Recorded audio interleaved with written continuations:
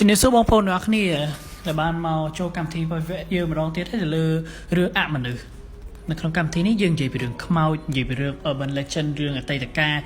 ឬក៏រឿងបុរាណមកពាក់ព័ន្ធជាមួយថាវិទ្យាសាស្ត្រអាចបញ្យល់បានយើងនឹងនិយាយរឿងនេះដើម្បីឲ្យបងប្អូនដែលថាចង់តែអង្គុយស្ដាប់លេងពេលគាត់ធ្វើការបដិចង់នេះអីអាចមកស្ដាប់ពួកយើងបើយើងនឹងនិយាយជាលក្ខណៈនិយាយលេងឲ្យបងអង្គុយស្ដាប់ទៅណាកុំឲ្យធុញអញ្ចឹងប៉ុន្តែមុនយើងចាប់ផ្ដើមខ្ញុំសូមអរគុណទៅលើ sponsor នៃក្រុមហ៊ុននៃកម្មវិធីនេះគឺដោយអសត Hero នេះគឺជួយទៅលើបញ្ហាថាបងប្អូនថាមានបញ្ហាពាក់ព័ន្ធជាមួយនឹងតម្រង់នោមថាការនោមទៅវាធ្វើឲ្យនោមមិនអស់ឬក៏នោមមកចេញពពុះឬក៏នោមមកដូចថានោមច្រើនពេកឬក៏ថានោមមកវារៀងកាហាយគឺអសត Hero វាជួយកន្លែងហ្នឹងបានហើយមួយទៀតសំខាន់បំផុតគឺលើបងប្អូនថាមានបញ្ហាពាក់ព័ន្ធជាមួយផ្លូវភេទអូនវាឆាប់ចេញឬក៏វាអត់រឹងឬវារឹងអត់បានយូរអសត Hero អាចជួយបានទៅលើត្រង់ពីហ្នឹងហើយអសត Hero គឺបកកាយពិតមែនប្រើមួយដឹងមួយតែម្ដងបាច់ចាំដល់ថ្ងៃស្អែកទេគ្រាប់ទី1គឺដឹងភ្លាមតែម្ដងអរគុណ Hero ឥឡូវចូលដល់អសត Hero ឥឡូវចូលដល់អសតមរមនេះគឺអាយវិនមរមខ្មែរ24កក្កដាសម្រាប់មរមនេះគឺជួយដល់ការលូតកម្ពស់ជាខ្លាំងនិយាយទៅវាផ្ដោតទៅលើការលូតកម្ពស់ខ្លាំងហើយមួយទៀតគឺបរឹងឆ្អឹងសម្រាប់មនុស្សចាស់អញ្ចឹងបើបងប្អូនណាដែលគាត់ចង់លូតកម្ពស់ឬក៏ចង់បានស្បែកស្អាតឬក៏ស្រឡាញ់សុខភាពចង់បានឆ្អឹងមាំ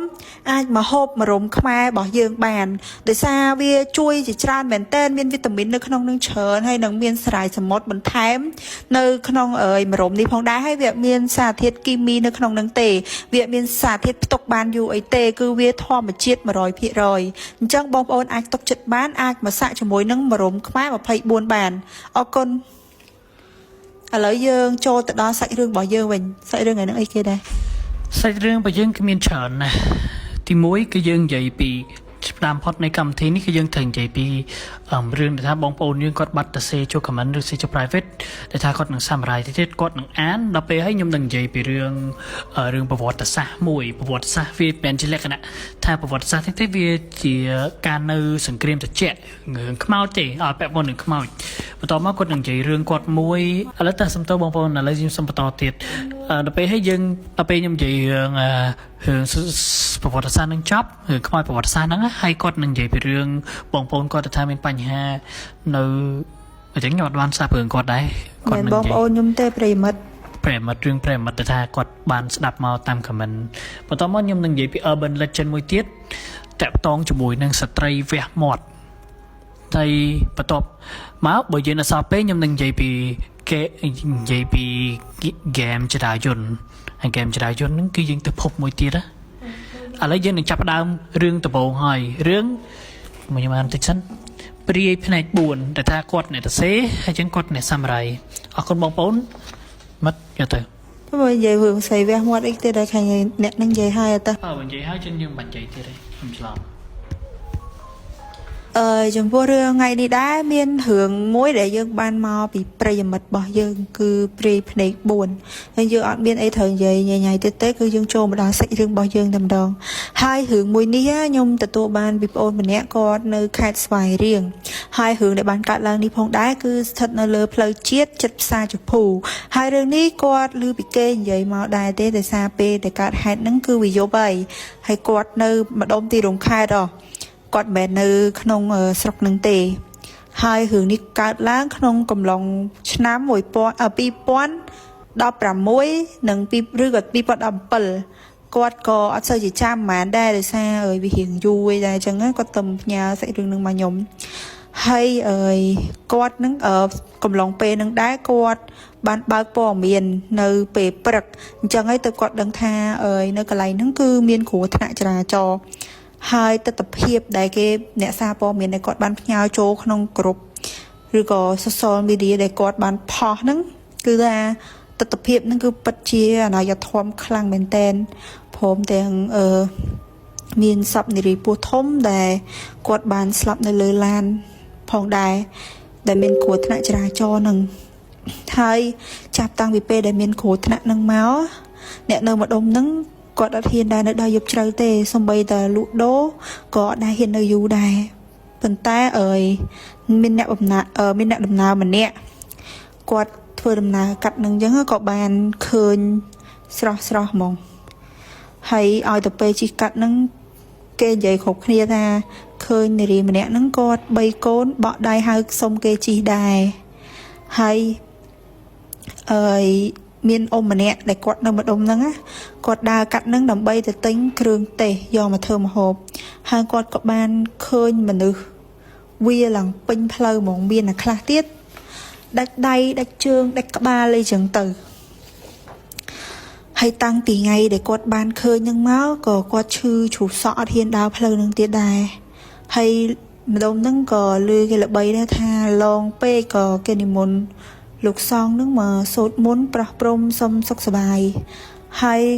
ពេលហ្នឹងមកក៏វាអត់មានអីច្រើនទៀតដែរគឺម្ដងមកកាលឮសំឡេងគេអំពេកូនអីអញ្ចឹងហើយប៉ុន្តែឥឡូវម្ដងឥឡូវក៏មិនដឹងថារឿងហ្នឹងវាមិនមកហើយឬក៏នៅតែមានបញ្ហានឹងកើតឡើងទៀតក៏យើងវាអត់ដឹងដែរព្រោះនេះប្រិយមិត្តយើងគឺផ្ញើសាច់រឿងមកបានតែប៉ុណ្្នឹងទេទោះវាមិនសូវជាក្បោះក្បាយឬក៏ខ្ញុំនិយាយទៅវាមិនគួរឲ្យខ្លាចក៏ដោយសារយើងវាបានជួបទស្សនវិជ្ជានឹងប៉ុន្តែបើអ្នកដែលគាត់ជួបទស្សនវិជ្ជាមកអាចនឹងគាត់ឈឺសក់ដែរហ្នឹងបើចេញមកសសអញ្ចឹងមានដាច់ជើងដាច់ក្បាលអញ្ចឹងវា Yes it's so scary បាទអរគុណគណៈកម្មការយើងដែលគាត់បាននិយាយពីរឿងខ្មោចនេះវាមិនគួរខ្លាចពិតមែនប៉ុន្តែគាត់ថាបើយើងជួបក៏វាគួរខ្លាចដែរអញ្ចឹងមិនដឹងថា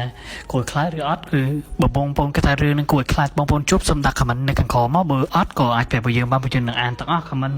ដោយសារតែយើងកំពុងតែជាថ្មីអញ្ចឹងពួកយើងមិនប្រកាន់ទេ comment តិចវានៅតិចអញ្ចឹងពួកយើងនៅអានទាំងអស់ទេឥ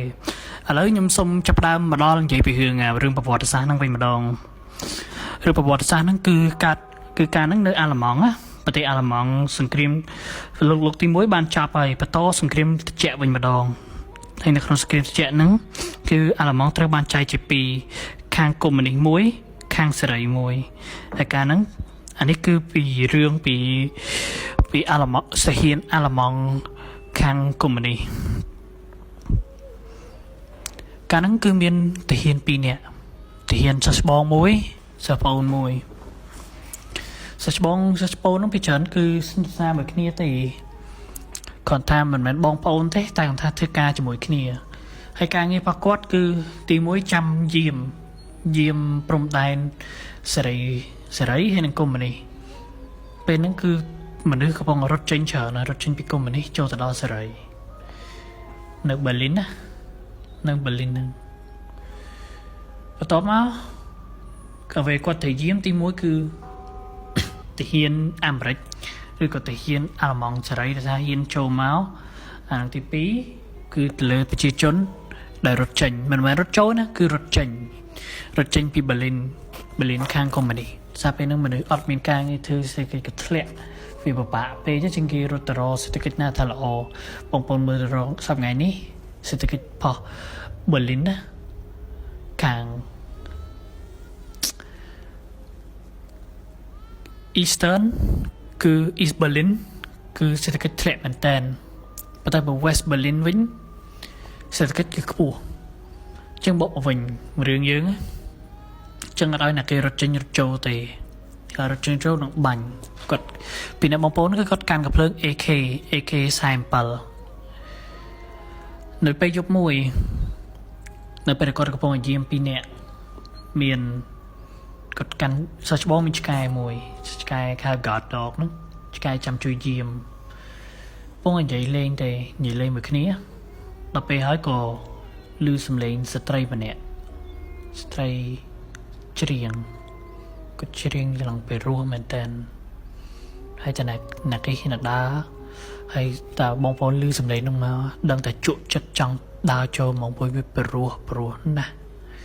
សំឡេងគួរឲ្យស្រឡាញ់គួរឲ្យចង់ទៅនៅចិត្តនៅពេលហ្នឹងសិស្សច្បងឮចឹងក៏ងាកទៅថាអូណាគេហ្នឹងអត់អីណាអីបងសិស្សច្បងដឹងចឹងភ្លាមទាញដៃគាត់ថយគាត់អេកុំសំស្ដាប់មួយហ្នឹងឲ្យសោះឯងអូខេឯងទៅយកវិញហើយនិយាយថាសុំជំនួយ code siren ក៏និយាយតែប៉ុណ្្នឹងទៅគេយល់ហើយ